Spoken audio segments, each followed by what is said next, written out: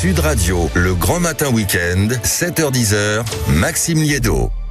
Il est 7h44 sur Sud Radio et on vous explique ce matin la visite du pape Léon XIV à Paris. Elle a été officiellement annoncée. Ce sera en France, à Paris, donc du 25 au 28 septembre. C'était une grande première parce que rappelez-vous, si le pape François s'était déplacé en France, il n'avait pas voulu être reçu, on va dire, comme un chef d'État. Il ne s'était pas déplacé en passant par Paris. Et on va essayer de comprendre les enjeux de cette visite avec vous, Monseigneur Bruno Valentin. Bonjour. Bonjour Maxime Liédo. Merci beaucoup d'être avec nous ce matin. Vous êtes évêque du diocèse de Carcassonne et de Narbonne. Le pape, donc Léon XIV, viendra en France du 25 au 28 septembre. La nouvelle est tombée hier après-midi avec une étape annoncée à Paris, peut-être même à Lourdes. Alors expliquez-nous, Monseigneur, qu'on comprenne bien les enjeux d'une telle visite. De quoi cette première visite du pape est-elle le nom? Pourquoi septembre? Pourquoi Paris? Qu'est-ce qu'une telle visite en réalité représente? Alors la dernière visite officielle d'un pape en France remonte à 18 ans. C'était le pape Benoît XVI à l'époque. Effectivement, comme vous l'avez dit, le pape François, lui, avait une autre stratégie qui consistait à se déplacer ponctuellement sur une journée, une demi-journée pour des événements locaux et thématiques. Là, la démarche est différente. Le pape vient, vous l'avez dit, comme chef d'État, puisque le fruit de l'histoire, c'est que le Vatican est un pays au plein sens du terme, mais surtout, il vient pour rencontrer le pays dans son ensemble. Il vient pour rencontrer non pas une ville, un thème, une population, mais la France entière et entrer en dialogue avec les Français. C'est ça qui caractérise une visite officielle en plusieurs étapes et sur plusieurs jours. Et c'est, j'imagine aussi, l'importance d'une telle visite, vous venez de le dire, c'est l'idée que le pape vient s'adresser à tous les Français catholiques. C'est ça aussi le message que ça envoie ? Oui, c'est ça. C'est-à-dire que le pape, il a une mission qui est une mission à l'échelle planétaire. Et donc, il vient bien sûr rencontrer la communauté catholique, mais il vient entrer en dialogue avec la société française tout entière. Et à travers ce genre de voyage, il vient développer des thèmes qui sont des thèmes d'intérêt mondial. On peut s'attendre à ce que le pape aborde des questions aussi fondamentales que la paix, la construction de la paix dans nos quartiers, dans nos villages, le vivre ensemble malgré la diversité culturelle et religieuse. On peut s'attendre à ce qu'il aborde des thèmes comme la réalité des précarités et des pauvretés qui montent dans nos sociétés pourtant riches. Des sujets qui sont communes à bien des pays, en fait.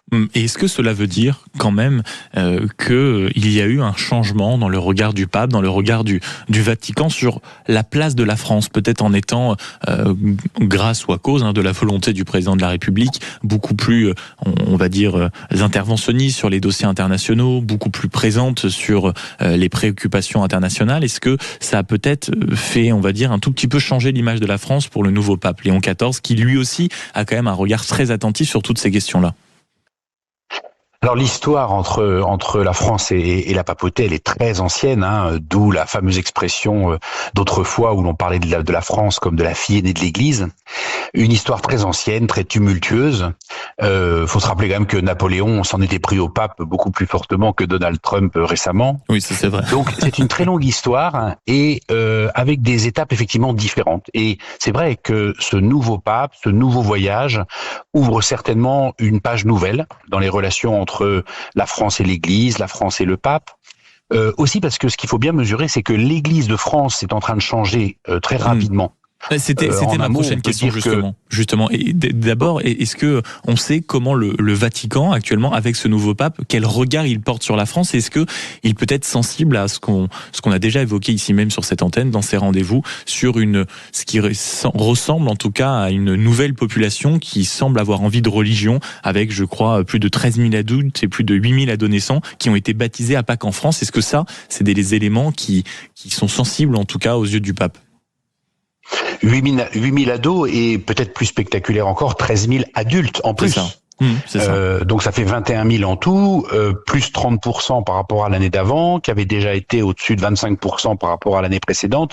Oui, il se passe des choses actuellement nouvelles en France, dans cette émergence de la foi dans les grands jeunes et dans les adultes. Et c'est vrai que ça fait partie des phénomènes qui intéressent le Vatican, qui intéressent le pape. Parce que le pape est très conscient que un catholicisme nouveau est en train d'émerger en France, probablement moins de transmission culturelle et plus d'adhésion personnelle. Et donc il est intéressé de voir comment on intègre ces gens-là, comment on les accueille, comment leur diversité de sensibilité est prise en compte. On peut dire que, en fait, oui, le regard du Vatican sur l'Église de France a beaucoup changé. On est passé d'une période où on nous regardait un peu comme l'Église malade de l'Europe à une période où on nous regarde comme un laboratoire intéressant. Et Monseigneur Bruno Valentin, vous, je le rappelle, qui êtes évêque du diocèse de Carcassonne et de Narbonne, comment et à quel point, si vous voulez, une visite du pape auprès des fidèles ou auprès de ceux qui sont tentés de se convertir à ce que vous appelez à l'instant le nouveau catholicisme, qu'est-ce que ça peut changer une telle visite du pape ? Oh bah ça apporte un enthousiasme, je le sens bien dans les réactions que j'ai depuis 48 ans, notamment auprès des jeunes. On vient vous en parler directement, par exemple. Ça apporte de l'enthousiasme. Pardon ? On vient vous en parler directement, c'est-à-dire qu'avec vous, on engage un dialogue pour s'intéresser à ça ? On m'interroge, on me demande quand est-ce qu'on connaîtra le détail, on me demande où est-ce que nous irons à la rencontre du pape, est-ce que ce sera plutôt sur Paris, sur Lourdes, en fonction du programme. Oui, il y a une attente, je sens une attente qui monte, oui. Et vous, en tout cas, ce déplacement ou ce pas de côté à Lourdes, ça a été confirmé ? Oui, c'est le programme, l'équipe officielle qui est chargée d'organiser les voyages du pape sera en France à partir de lundi et jusqu'au 21. Ils vont visiter tous les lieux pressentis et puis ils vont voir d'un point de vue très pratique, en lien avec les services de l'État, comment le déplacement est possible d'être organisé. Et c'est seulement à la suite de toutes ces vérifications que le programme sera arrêté. Mais on en connaît les grandes étapes, oui. Paris, Lourdes, et puis certainement une troisième ville actuellement qui est à l'étude. Monseigneur Bruno Valentin, évêque du diocèse de Carcassonne et de Narbonne, il y a aussi un vrai sujet qui est que le pape décide de se déplacer en France avant une élection présidentielle. On le sait, c'était aussi la volonté du président de la République, Emmanuel Macron, c'est-à-dire qu'il y a aussi une attention particulière portée aux dirigeants du pays dans lequel le pape se rend, qui plus est dans une période où, on le sait, il y a un contexte très singulier en Europe. Alors le pape veille à ne pas s'immiscer dans les débats politiques internes à chaque pays. C'est pour ça que le dernier délai pour que cette visite puisse avoir lieu en 2026-27, c'était septembre. Parce qu'après, on serait trop près des élections. Le pape ne vient jamais dans un pays à moins de 6 mois d'une élection majeure pour effectivement ne pas se mêler de ce qui ne concerne pas son rôle de pape. Ceci étant, on sera déjà de plein pied, c'est vrai, dans la campagne électorale. Et c'est une bonne chose, je trouve. C'est une bonne chose que le pape puisse non pas venir se mêler de nos débats internes, mais venir donner un peu de hauteur à nos débats. Parce que tous nos débats de société qui seront au cœur de la campagne électorale ont besoin de hauteur de vue, ont besoin d'être pris avec un peu plus d'amplitude que le simple positionnement idéologique des uns et des autres. Et est-ce que c'est une voie, alors ne la prenez pas du tout comme une question provocatrice, hein, Monseigneur Bruno Valentin, cette question, mais comme cette voix de hauteur, est-ce qu'elle a encore aujourd'hui on va dire suffisamment d'écho pour être entendue comme il se doit? Est-ce que précisément nous ne sommes pas, et je parle uniquement de la France, un pays désormais tellement emprunt aux polémiques, à la petite phrase, à la surréaction, à la médiocrité la plupart du temps du personnel, qu'il soit médiatique et politique, que une parole comme celle du pape est-elle encore aujourd'hui pour notre pays suffisamment puissante pour avoir de l'influence? Ça dépend de ce qu'on appelle influence.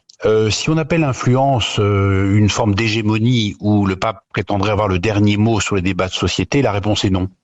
La France a changé, la France est plurielle et le pape n'a plus l'ambition d'être la référence morale ultime pour tous les Français. Si on appelle par influence le fait de faire entendre son propre instrument dans le concert collectif, oui, moi je crois vraiment, et je le mesure à l'échelle de mon département, que la voix de l'Église est attendue pour contribuer à la réflexion commune, pour apporter à la réflexion collective le patrimoine de sa sagesse, de sa réflexion, de ses valeurs, comme une source parmi d'autres, mais comme une source attendue.